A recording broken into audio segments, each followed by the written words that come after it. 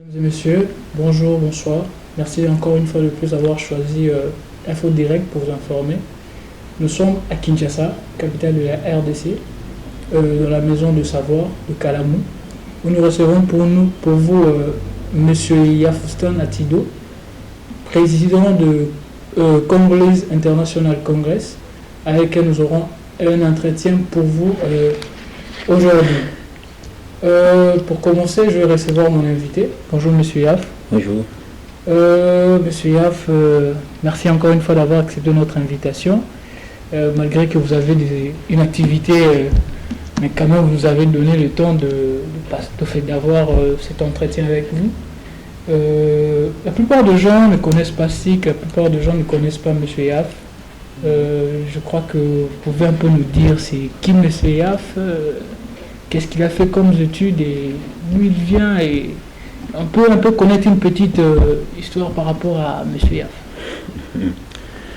Merci beaucoup, merci pour l'opportunité que vous m'offrez à travers votre chaîne.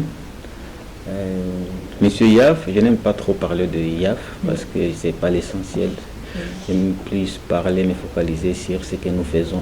C'est beaucoup plus ça ce qui nous intéresse aujourd'hui. Mais M. Yaf, c'est Yafustan Atido, c'est ça mon nom, mais les intimes m'appellent Yaf. Je suis président national du Congolese International Congress, qui est une ASBEL de la société civile congolaise. Et le Congolese International Congress poursuit un objectif principal, c'est-à-dire préparer une nouvelle génération de futurs dirigeants du pays beaucoup plus responsables et capables de redorer l'image ternie de la RDC. C'est ça notre vision, notre objectif principal que nous poursuivons à travers les congrès internationaux congolais et français. Ok, merci beaucoup Monsieur Yaf, mais avant de continuer, j'aimerais un peu poser une question. Pourquoi le choix de l'anglicisme alors que nous sommes dans un pays francophone? Oui, on a dénommé notre association en anglais parce que ceux qui ont initié les projets étaient des Congolais mais qui étaient dans un pays anglophone. C'est-à-dire le Congolese International Congress a pris jour aux États-Unis. Okay. C'est pourquoi, comme ça a fonctionné aux États-Unis, on a utilisé la langue anglaise. Ça a fonctionné d'abord aux États-Unis, après c'est venu au pays et par après. Ok, là on comprend que c'est de l'origine, en fait, Congrès, SIC en sigle, qui veut dire Congolese International Congress, a commencé aux États-Unis par des Congolais qui vivaient aux États-Unis, voilà, et qui ont eu l'idée de créer cette ASBEL, voilà, et ils vous ont donné la charge de la diriger au niveau du pays. Voilà. Monsieur Yaf, c'est quoi les objectifs que vous poursuivez? Parce que tout à l'heure vous étiez en train de parler de redorer l'image ternie de la RDC. Est-ce qu'en quelques lignes vous pouvez nous souligner un peu les objectifs principaux et aussi des objectifs spécifiques que vous poursuivez au sein du SIC? Comme je le disais, l'objectif principal c'est lui-là, c'est-à-dire nous préparons des jeunes, nous les formons, mais nous les formons pour occuper des responsabilités dans ce pays. Nous ne sommes pas un parti politique, mais nous disons à travers les ONG, à travers les ASBEL, on peut aussi préparer la jeunesse à occuper des postes de responsabilité dans ce pays. Donc notre objectif c'est ça, mais les postes qu'ils vont occuper, nous voulons que ce soit des postes qui vont leur permettre de redorer l'image de notre pays. Parce que, vous le savez, notre pays a une image très ternie sur tous les plans, sur le plan économique, social, sécuritaire. L'image du Congo est très ternie et nous voulons une nouvelle génération de gens qui vont vraiment redorer l'image de notre pays. Alors, les objectifs principaux, ça c'est l'objectif principal.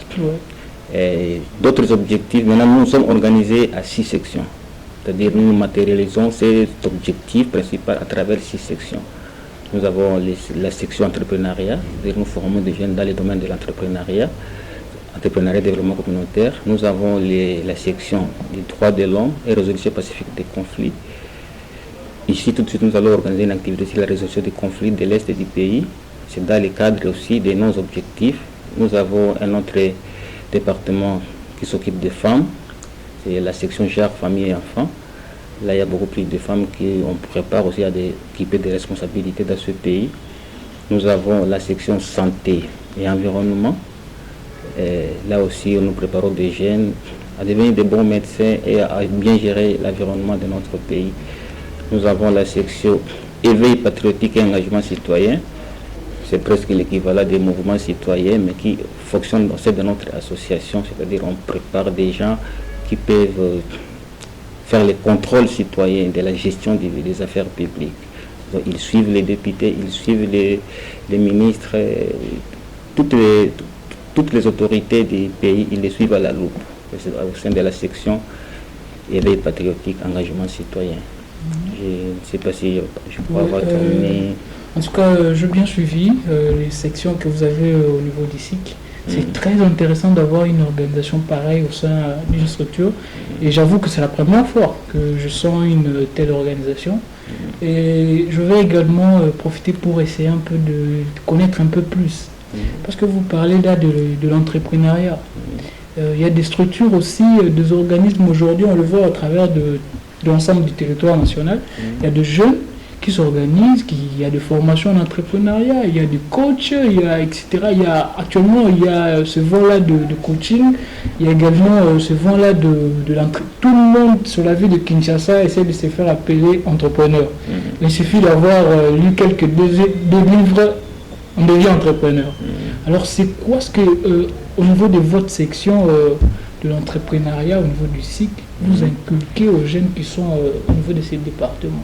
Est-ce qu'il y a des formations? Est-ce que vous avez, comment dirais-je, de financement que vous donnez, vous donnez à ces jeunes pour commencer quelque chose, ou vous essayez de prendre des jeunes qui sont déjà dans les secteurs pour essayer de les booster? C'est comment ça se passe au niveau de votre... D'abord, au CIC, nous avons un principe. Le principe qui nous guide au CIC, c'est l'autoprise en charge. Même pour nos activités, nous nous prenons en charge. Nous ne sollicitons pas au CIC des financements extérieurs. À moins que ce soit des financements qui viennent des Congolais. Mais nous ne souhaitons pas prendre l'argent des Français, des Belges, des Américains pour faire marcher notre organisation. C'est ça notre principe d'abord. Parce que nous disons, nous sommes à mesure de nous prendre en charge. Même si c'est difficile au départ, mais il y a des choses que nous avons réalisées dans ce pays. Vous connaissez toutes nos activités à Lubumbashi, Matadi, Kisangani, Goma. Nous les faisons avec nos propres moyens. Nous ne tendons pas la main parce qu'on se dit que la politique de la main tendue, c'est la politique qui appauvrit l'Afrique. Et ça, nous ne soutenons pas. Donc, dans le domaine de l'entrepreneuriat aussi, nous amenons les jeunes à se prendre en charge. Donc, c'est-à-dire quoi? Les jeunes sont... Être entrepreneur, ce n'est pas un mot spécial. Parce que les gens veulent des fois beaucoup mystifier ça pour dire qu'on est entrepreneur parce qu'on a beaucoup d'argent au compte à la banque. Non. Les mamans qui vendent des matembele dans les quartiers, ce sont des entrepreneurs. Hein? Les jeunes gens qui font la cabine, tout ça, ce sont des entrepreneurs, mais seulement il faut les aider à quitter le secteur informel, à entrer dans le secteur formel. C'est-à-dire on les encadre, on les oriente pour... Parce que là, ils font l'entrepreneuriat de subsistance, c'est-à-dire ils cherchent seulement pour vivre. Mais on peut aussi faire l'entrepreneuriat pour gagner plus d'argent et devenir riche. Et c'est ça notre objectif. Nous aidons les jeunes dans ce qu'ils font déjà, mais qu'ils puissent le faire mieux.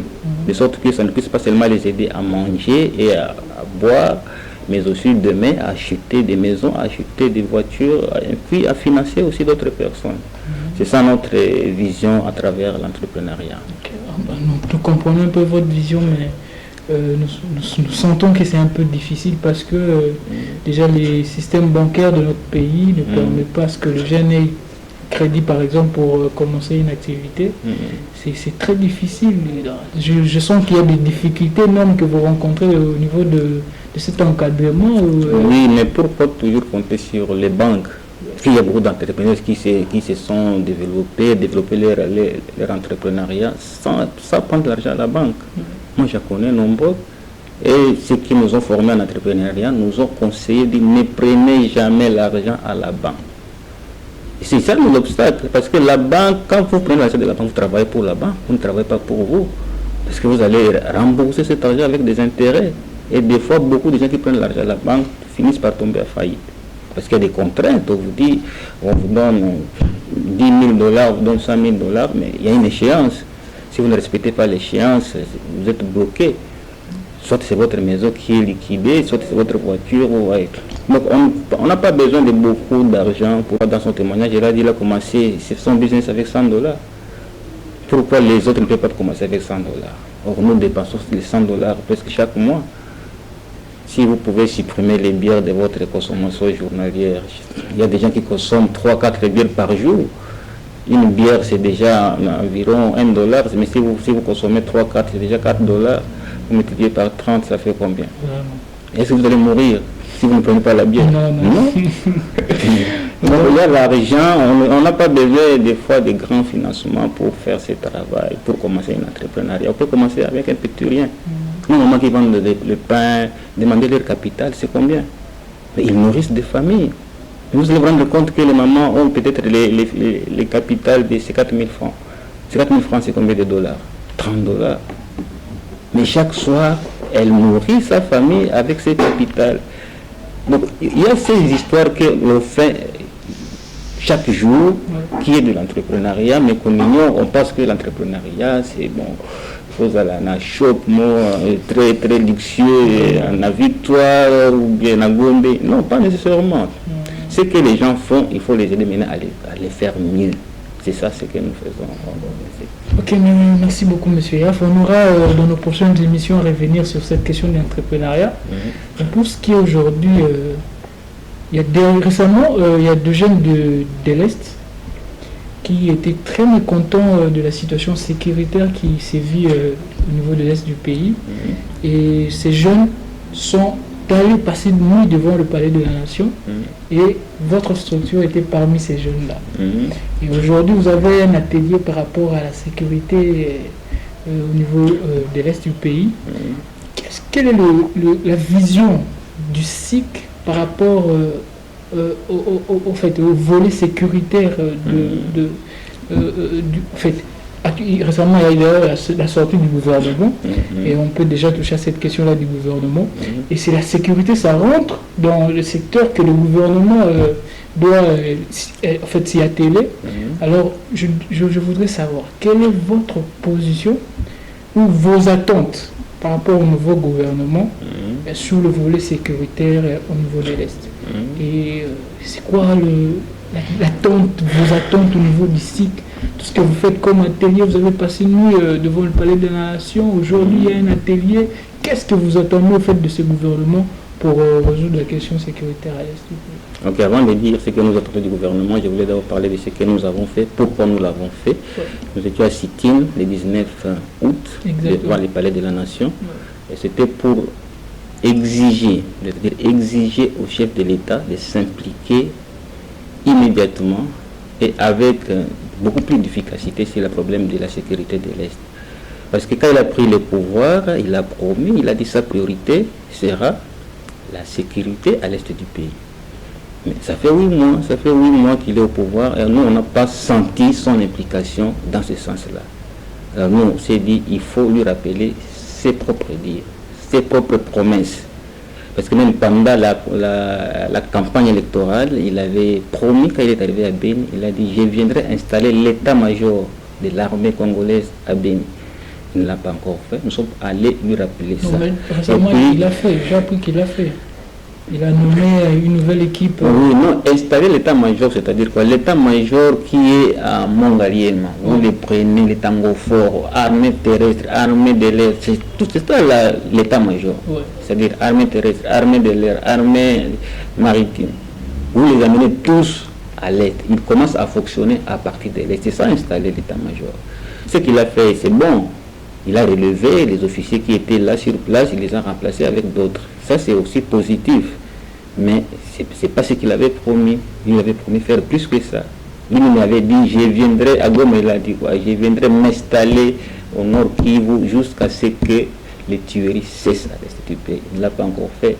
Bon, ça, on sait, c'était la campagne électorale, bon, il n'est pas obligé, mais ce qu'il est obligé à faire, c'est ce qui est prescrit dans la Constitution. La Constitution dit quoi? Le chef de l'État est le commandant suprême de l'armée.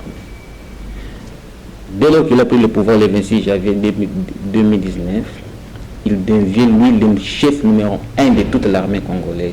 C'est-à-dire qu'il a tous les pouvoirs sur les militaires. Il a le pouvoir de sanctionner, il a le pouvoir de relever de leurs postes. il a le pouvoir de remplacer, il a le pouvoir d'équiper. Donc la paix, il a le pouvoir d'imposer la paix à la République du Congo, comme commandant suprême des forces armées. Nous sommes allés lui rappeler ça pour dire qu'il doit s'assumer, c'est-à-dire jouer ce rôle de commandant suprême des forces armées.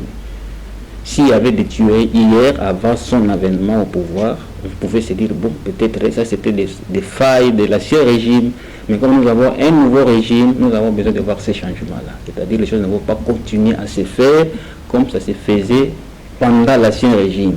L'ancien régime avait ses agendas, mais lui il est venu de l'opposition, il est venu du peuple, il s'est battu avec le peuple pour connaître ces changements. Maintenant nous voulons bénéficier de ces changements. C'est ça ce que nous sommes allés lui dire exactement. Nouveau gouvernement, quand on organise les élections, on ne doit pas attendre 8 mois pour que le gouvernement se mette à place. Mais c'est parce qu'il y avait des tractations. Pourquoi on savait déjà qu'après élection, on aura besoin d'un gouvernement. On ne devait pas avoir des tractations de 8 mois, mon frère. Tout peut passer de 8 mois. C'est parce qu'il fallait qu'on se mette d'accord sur certains points. Ça, c'est anormal. Certaines figures qu'on ne veut plus voir dans le gouvernement. Il faut pas. Oui, si ça nous a amené à quelque chose dans ce sens, c'est d'abord positif. Parce qu'au sein du nouveau gouvernement, on a compris qu'il y a moins des anciens ministres. Ça a soulagé un peu la population. Parce que des nouvelles figures, on ne connaît pas leurs compétences pour le moment, mais on s'est dit quand même, ce sont des nouveaux, ils vont venir avec un nouvel esprit, une nouvelle volonté de travail. Ça, c'est positif. Maintenant, on attend les résultats. C'est ça qui est plus intéressant. Quel est le résultat que vous attendez?